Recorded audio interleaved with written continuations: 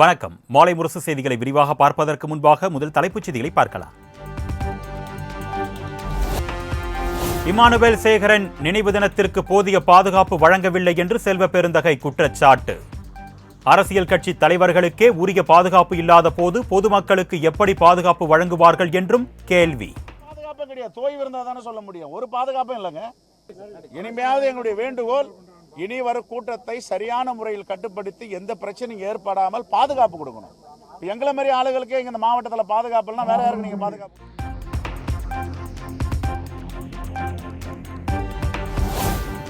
பரமக்குடியில் உள்ள இமானுவேல் சேகரன் நினைவிடத்தில் தமிழக அரசு சார்பில் மரியாதை. அமைச்சர்கள் உதயநிதி ஸ்டாலின், பெரிய கருப்பன், மூர்த்தி உள்ளிட்டோர் மரியாதை.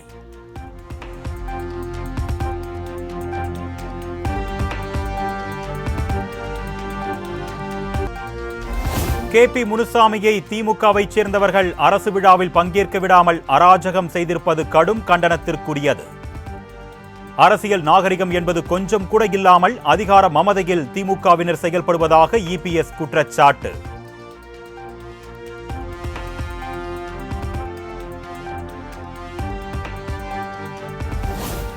தொடர் விடுமுறை மற்றும் மீலாதுன் நபி பண்டிகையையொட்டி கிளாம்பாக்கம், கோயம்பேட்டில் இருந்து சிறப்பு பேருந்துகள் இயக்கப்படும் என்று போக்குவரத்து துறை அறிவிப்பு.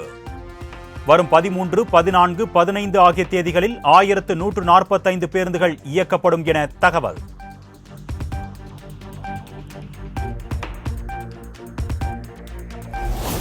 நடந்து முடிந்த குரூப் 4 தேர்வில் 480 காலி பணியிடங்கள் கூடுதலாக இணைப்பு. 6244 பணியிடங்களுக்கு கடந்த ஜூன் மாதம் தேர்வு நடைபெற்ற நிலையில் TNPSC அறிவிப்பு.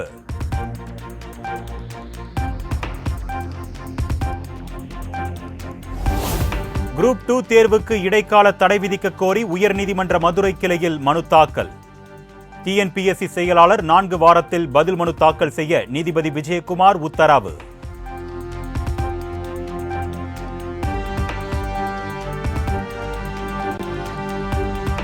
சிவகங்கை மாவட்டத்தில் அரசு திட்ட பணிகள் குறித்து அமைச்சர் உதயநிதி ஸ்டாலின் ஆய்வு நடத்தியதன் எதிரொலி. பணிகளில் தொய்வு காரணமாக வட்டார வளர்ச்சி அலுவலர் சஸ்பெண்ட்.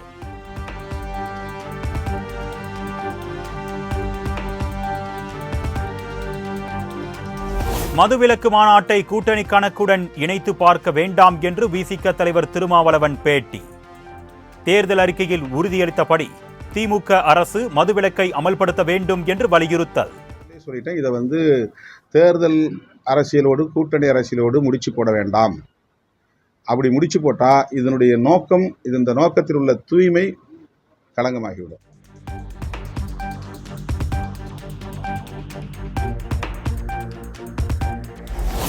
விசிக மது ஒழிப்பு மாநாட்டில் தமிழக வெற்றி கழகமும் கலந்து கொள்ளலாம் என்று திருமாவளவன் அறிவிப்பு. விஜய்க்கும் மது ஒழிப்பில் உடன்பாடு இருக்கும் என்றும் கருத்து. நல்ல கேள்வி. நேற்று யாரும் கேட்கல, இன்னைக்கு கேட்டிருக்கிறீங்க. அதுதான் அவருக்கும் மது ஒழிப்பில் உடன்பாடு இருக்கும் இல்லையா? கட்டாயமா.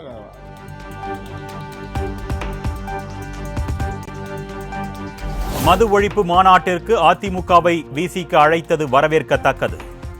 பரமக்குடியில் இமானுவேல் சேகரனாருக்கு மரியாதை செலுத்திய பின் RB உதயகுமார் பேட்டி. ஆனால் அழைப்பு கொடுத்ததே மகிழ்ச்சியாக, அதை வரவேற்கிற முகமாகத்தான் தமிழ்நாட்டு மக்களால் பார்க்கப்படுகிறது.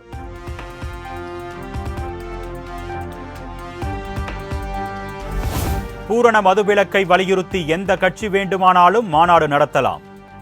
திருமாவளவன் நடத்தும் மாநாடு திமுகவை எதிர்த்து அல்ல என்றும் அமைச்சர் முத்துசாமி கருத்து.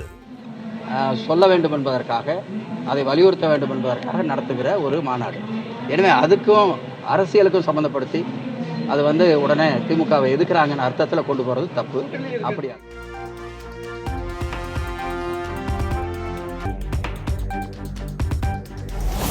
வேங்கை வயல் கள்ளச்சாராய மரணம் குறித்து வாய் திறக்காத திருமாவளவன் தற்போது மது ஒழிப்பு குறித்து பேசுவது ஏன்? பாஜக MLA வானதி சீனிவாசன் கேள்வி. நடத்திட்டு இருக்கோம். திருமாவளவன் அவர்கள் இப்போது கூட்டணியில எந்த பிரச்சனைன்னு தெரியல. அதனால பல்வேறு பட்டியலினத்தை சார்ந்தவர்களுடைய பிரச்சனைகள், வேங்கை வயல் பிரச்சனை, இன்னும் பட்டியலினத்தை சார்ந்தவர்கள் மீதான தாக்குதல்கள், குறிப்பாக மாணவர்கள் மீதான தாக்குதல் எல்லாம் அதிகரித்துக் கொண்டிருக்கின்ற இந்த சூழலில்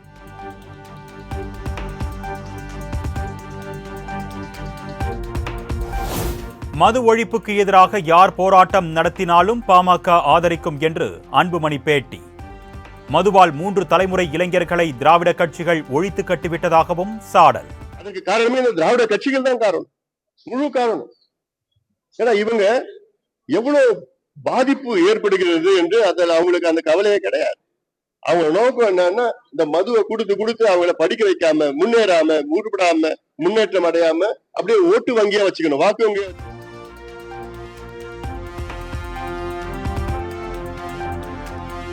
விசிகவின் மது ஒழிப்பு மாநாட்டிற்கு அதிமுகவை அழைப்பதால் என்ன பயன் என்று சீமான் கேள்வி. திமுக கூட்டணியில் இருந்து கொண்டு விசிக மது ஒழிப்பு மாநாடு நடத்துவதால் என்ன புண்ணியம் என்றும் சீமான் காட்டம். கடையில உட்கார்ந்து விக்கிறவன் வியாபாரம் குறைஞ்சிட்டு நீ எப்படி இடைக்கால நீக்கம் செய்வ? நீ எதுக்கு சஸ்பெண்ட் பண்ற? நீ அவனை கூட்டணியில இருந்து என்ன செய்வி? என்ன பேசிய பயன் என்ன இருக்கு? சாராய ஆலை வச்சிருக்கிறது யாரு? சாராய கடையில வியாபாரம் குறையிறதா?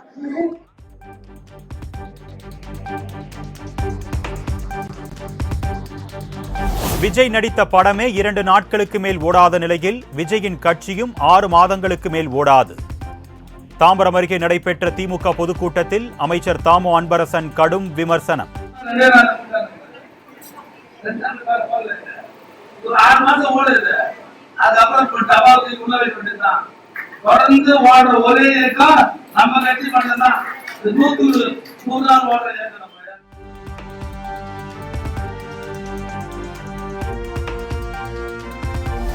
சர்ச்சை சொற்பொழிவு விவகாரத்தில் கைதான மகாவிஷ்ணுவுக்கு 3 நாள் போலீஸ் காவல்.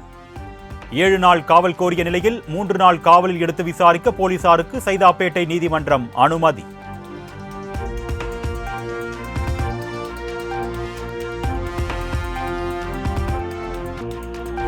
சட்டவிரோத பண பரிமாற்ற தடை சட்ட வழக்கில் தன்னை சிறையில் அடைத்த உத்தரவை ரத்து செய்யக்கோரி ஜாஃபர் சாதிக் தாக்கல் செய்த மனு தள்ளுபடி. ஜாமீன் வழங்கிய பின்னர் வெளியில் விடாமல் சிறையில் வைத்திருந்தது சட்டவிரோதம் என்று நீதிபதிகள் கருத்து.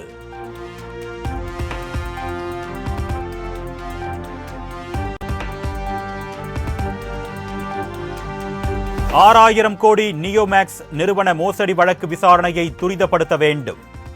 பொருளாதார குற்றப்பிரிவுக்கு உயர்நீதிமன்ற மதுரை கிளை அதிரடி உத்தரவு.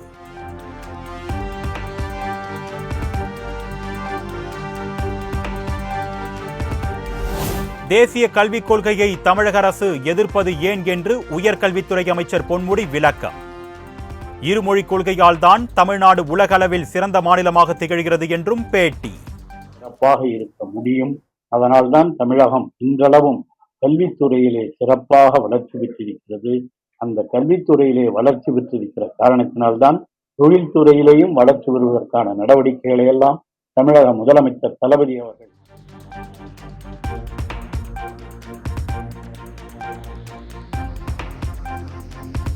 சென்னை வலசரவாக்கத்தில் கல்லூரி மாணவரை தாக்கிய விவகாரத்தில் பாடகர் மனோவின் மகன்கள் 2 பேர் மீது வழக்கு பதிவு. வீட்டில் வேலை செய்பவர்கள் 2 கைது செய்த நிலையில் தலைமறைவாகியுள்ள மனோ மகன்களுக்கு போலீசார் வலைவீச்சு.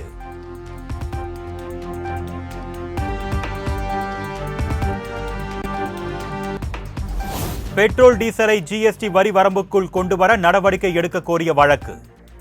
வழக்கறிஞர் கனகராஜ் தொடர்ந்த வழக்கில் 4 வாரங்களில் பதிலளிக்க மத்திய அரசுக்கு சென்னை உயர்நீதிமன்றம் உத்தரவு.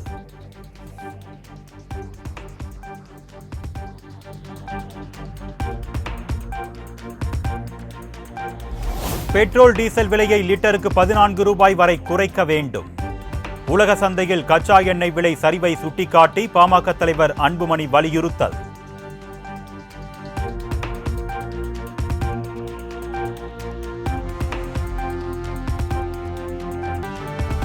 கடும் வெள்ளப்பெருக்கு காரணமாக 5 அருவியை தொடர்ந்து குற்றாலம் மெயின் அருவியில் குளிக்க தடை. கனமழை மற்றும் அருவிகளில் குளிக்க தடை விதிக்கப்பட்டதால் சுற்றுலா பயணிகள் ஏமாற்றம்.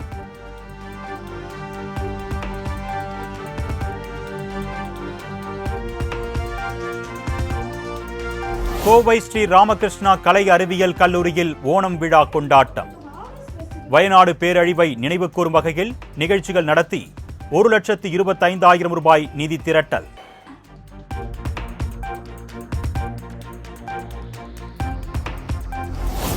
புதுச்சேரியில் பலத்த பாதுகாப்புடன் நடைபெற்ற விநாயகர் சிலை ஊர்வலம். நகரின் பல்வேறு பகுதிகளிலும் வைக்கப்பட்டிருந்த சிலைகள் ஊர்வலமாக கொண்டு செல்லப்பட்டு கடலில் கரைப்பு. கடந்த 10 ஆண்டுகளில் இந்தியாவின் சூரிய ஆற்றல் திறன் 3000% அதிகரிப்பு. பசுமை ஹைட்ரஜன் குறித்த சர்வதேச மாநாட்டில் பிரதமர் மோடி பெருமிதம்.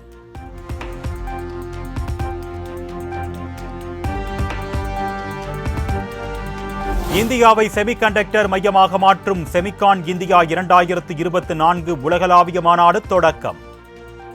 உத்தரப்பிரதேச மாநிலம் நொய்டாவில் தொடங்கி வைத்தார் பிரதமர் நரேந்திர மோடி.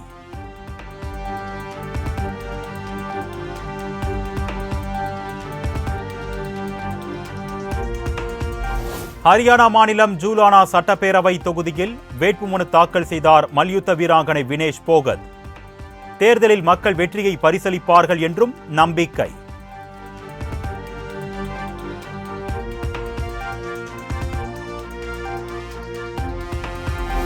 ஹரியானா சட்டப்பேரவை தேர்தலில் வினேஷ் போகத்தை எதிர்த்து ஆம் ஆத்மி சார்பில் இந்தியாவின் முதல் WWE வீராங்கனை கவிதா தலால் போட்டி. ஏர் இந்தியா முன்னாள் கேப்டனை களம் இறக்கியுள்ளது பாஜக.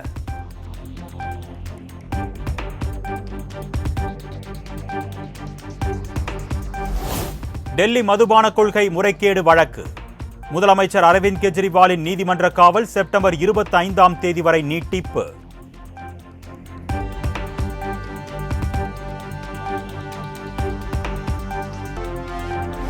மருத்துவ சேவை துறையில் சிறப்பாக செயல்பட்ட செவிலியர்களுக்கு புளோரன்ஸ் நைட்டிங்கேல் விருது. டெல்லியில் விருதுகளை வழங்கி கௌரவித்தார் குடியரசுத் தலைவர் திரௌபதி முர்மு.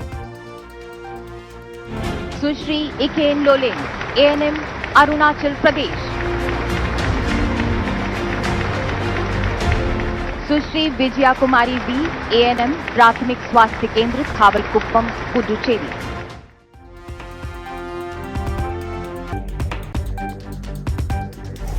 ஆந்திரா தெலுங்கானா மாநில வெள்ள சேதம் குறித்த முதற்கட்ட அறிக்கை உள்துறை அமைச்சர் அமித்ஷாவிடம் சமர்ப்பிப்பு. இரு மாநிலங்களிலும் மத்திய குழு விரைவில் ஆய்வு செய்யும் என்று மத்திய அமைச்சர் சிவராஜ் சிங் சௌகான் அறிவிப்பு.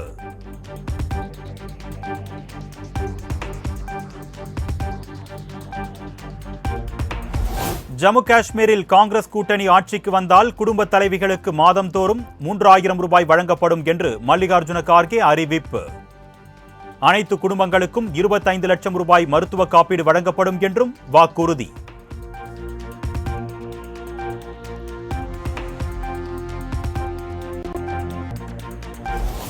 மும்பை பங்குச்சந்தை குறியீட்டு எண் சென்செக்ஸ் 398 புள்ளிகள் சரிந்து 81,523 புள்ளிகளுடன் வர்த்தகமானது.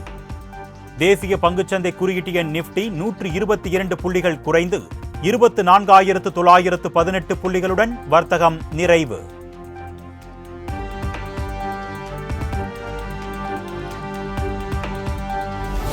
$15 லட்சம் கார்களை திரும்ப பெறப்போவதாக BMW நிறுவனம் அறிவிப்பு. கார் பிரேக்குகளில் உள்ள கோளாறு காரணமாக அதிரடி முடிவு.